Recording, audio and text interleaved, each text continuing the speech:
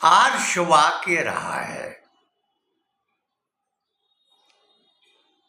हमारे ऋषियों ने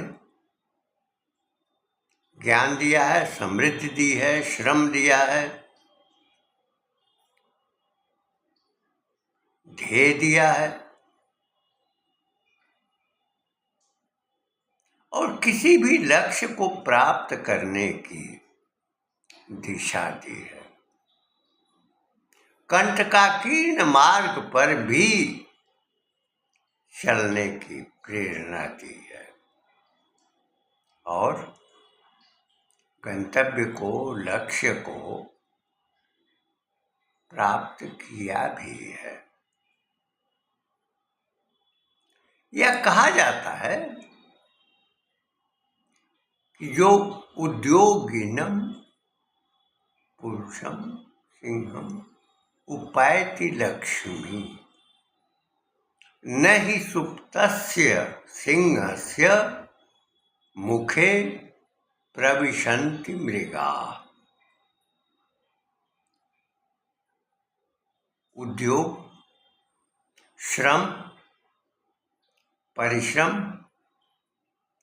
पुरुष के लिए जीवन में अत्यंत महत्वपूर्ण है और बिना श्रम के कोई भी कार्य नहीं होता। अध्ययन करना हो,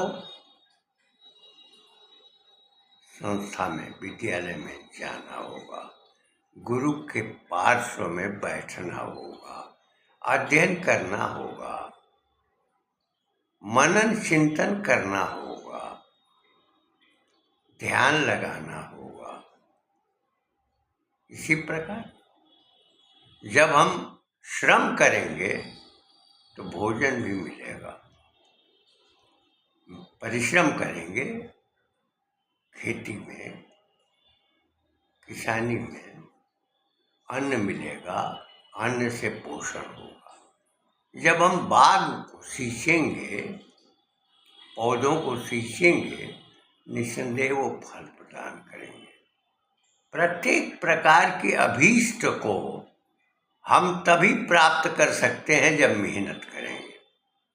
गोपालन करना है, अगर दुग्ध की आवश्यकता है, दही घी की आवश्यकता है तो श्रम तो करना ही होगा। गायों के साथ चलना होगा, पालना होगा, जैसे भगवान कृष्ण ने गोपालन किया था और उनके साथ संचरित भी थे। ग्वालों के साथ उनकी विद्यमानता सदैव रहती थी, हास परिहास भी होते थे। इस प्रकार अगर हमको दूध, दही, घी और मक्खन की आवश्यकता है तो गोपालन तो करना ही होगा, श्रम तो करना ही होगा, श्रम की बूंदें तो बिखेरनी ही होंगी। इसी प्रकार अगर हमको अन्न की आवश्यकता है तो कृषि में कार्य तो करना ही पड़ेगा। खेतों की जुताई करवानी पड़ेगी या करनी पड़ेगी, पशुओं को पालना होगा या किसी अन्य माध्यम से खेतों की जुताई होगी, अन्न का वपन होगा, फसलों को जल मिलेगा, नमी मिलेगी और वो अन्न तैयार होगा। फिर उसकी जो भी प्रक्रिया है उसका अनुपालन करना पड़ेगा, तब जाकर के अन्न की प्राप्ति होगी। अन्न जो है वो प्राण है, अन्न जो है वो व्यक्ति का जीवन है। अन्न से ही व्यक्ति की समृद्धि होती है, व्यक्ति का वैभव बनता है, उसका स्वास्थ्य बनता है, उसका जो कुशल है, कौशल है, उसकी विद्यमानता होती है। किसी भी क्षेत्र में उद्योग करने वाले व्यक्ति के लिए अन्न की आवश्यकता होती है, दूध, दही, घी की आवश्यकता होती है, फल की आवश्यकता होती है। बिना श्रम के, परिश्रम के ये सारी चीज़ें उपलब्ध नहीं हो सकती। जो मनुष्य श्रम करता है, परिश्रम करता है, निसंदेह वह अपने लक्ष्य को प्राप्त करता है।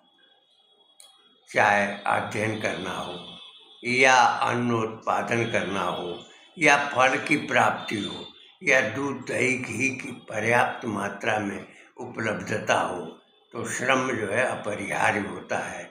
उसके साथ ही विद्यार्जन, विद्या ज्ञान, संस्थाओं में जाना, विद्यालयों में प्रवेश लेना, गुरु के पास बैठना, उनके पार्श्व में ज्ञान लेना, ध्यान करना, और उनके जो अनुभव हैं, जो आर्ष पुरुषों के वचनों का संग्रह जिनके पास है, उनके द्वारा प्राप्त अधीत से जीवन को संचालित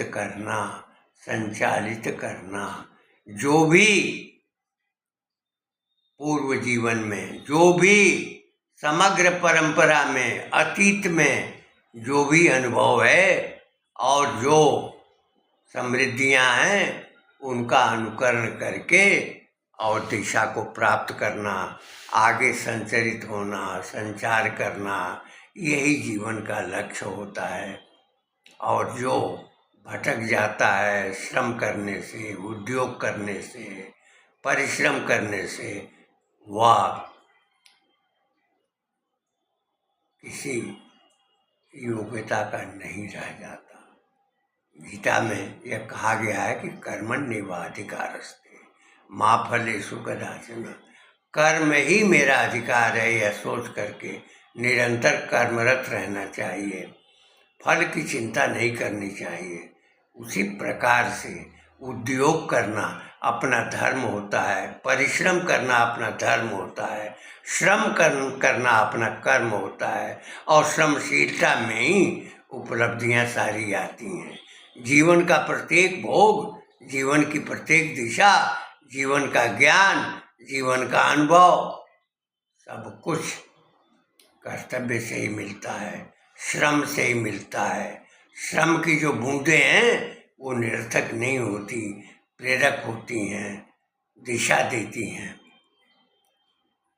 जब विविध देशों में क्रांतियां हुई हैं और जो स्वेच्छाचारी व्यक्ति रहे हैं, जिन्होंने, जो श्रमिक हैं, कर्तव्य के प्रति निरत हैं, कर्मनिष्ठ हैं, जिनके द्वारा भवनों का निर्माण हुआ है, विशाल मंदिरों का निर्माण हुआ है, ऊंची ऊंची अट्टालिकाओं का निर्माण हुआ है, और जो प्रस्तर पत्थर कई हजार क्विंटल के हैं, वे ऊपर चढ़ाए गए हैं। न उस समय क्रेन थे, न कोई सुविधा थी, फिर भी 1000, 2000, 5000 वर्ष पहले, 10,000 वर्ष पहले कितनी युक्ति थी, कितना श्रम था, कितनी बुद्धि थी, कितना विवेक था कि उन प्रस्तरों को कई मंजिले स्तर तक उनको ले जाना। आज के समय में क्रेन की आवश्यकता होती है, लेकिन उस कालखंड में तब बुद्धि थी, विवेक था, श्रम था, परिश्रम था, और मंदिरों का, भव्य मंदिरों का, विशाल मंदिरों का, जो ऊंची कई 100 फीट, 400-500 फीट ऊंचे शिखर पर पत्थरों को, विशाल पत्थरों को पहुंचाया जाना, यह विशेष प्रकार की योग्यता और कर्मशीलता का प्रमाण बनता है। जितने भी कार्य हुए हैं, विशाल भवनों का, किलों का, महाभवनों का, उनके निर्माण में श्रमिकों का योगदान है। वे श्रमिक जो वर्ण के अनुसार चतुर्थ वर्ण में आते हैं, उनके द्वारा पूरे देश का, पूरे भवनों का, किलों का, प्राचीरों का निर्माण हुआ है। जितने भी भवन बने हैं आज भी उनकी विद्यमानता है और वो बनाते हैं, लेकिन जब इच्छा होती है, क्रियाशीलता होती है, तो ज्ञान आता है। इस प्रकार के ज्ञान और विज्ञान अनुभव के क्षेत्र से जिन वर्गों ने, जिन श्रेणियों ने अर्जित किया है, निसंदेह उन्होंने विशाल मंदिरों का, अट्टालिकाओं का निर्माण किया है, समाज के लिए, शासन के लिए और व्यवस्था के लिए। जिन्होंने अपने श्रम से कृषि का विकास किया है, अन्न उत्पादन किया है, जिन्होंने अपने परिश्रम से दूध गोपालन किया है, जिन्होंने अपने श्रम से, परिश्रम से बाग लगाए हैं, उनको सींचा है और फल जिनसे प्राप्त हुए हैं। इस प्रकार पूरी समृद्धि का कारक जो होता है वो श्रम होता है, कर्तव्य होता है, उद्योगी भाव होता है। इसलिए उद्योगी पुरुष को लक्ष्मी अपने आप प्राप्त हो जाती है। जो उद्योगी नहीं है, विलासी है, वह सोया रहता है। इस प्रकार से अगर सोए हुए सिंह के मुख में मृग स्वयं प्रवेश कर जाए तो क्या यह संभव है? कदापि संभव नहीं है। सिंह को भी श्रम करना पड़ता है, सिंह को भी शिकार करना पड़ता है, सिंह को भी गमन करना पड़ता है, योजनाएं बनानी होती हैं, अवलोकन करना होता है, दिशा बोध करना होता है।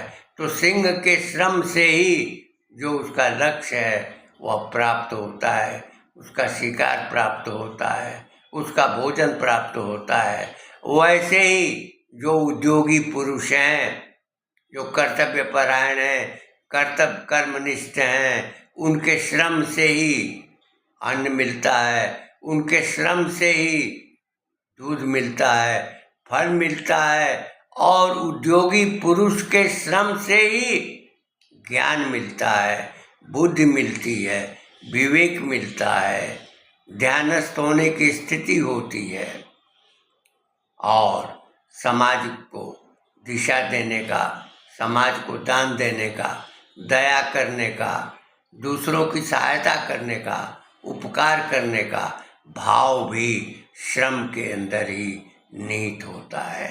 परोपकार के लिए भी कहीं जाना पड़ेगा, दान के लिए भी कहीं अन्यत्र पहुंचना होगा, और इसी प्रकार से दया के लिए भी किसी का प्राण बचाना हो, किसी के लिए संघर्ष करना हो तो संघर्ष करना होगा।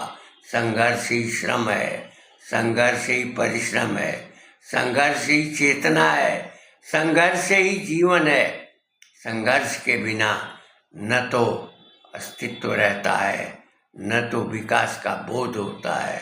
संघर्ष, प्रत्येक क्षण संघर्ष, संघर्ष जीवन की प्रक्रिया है।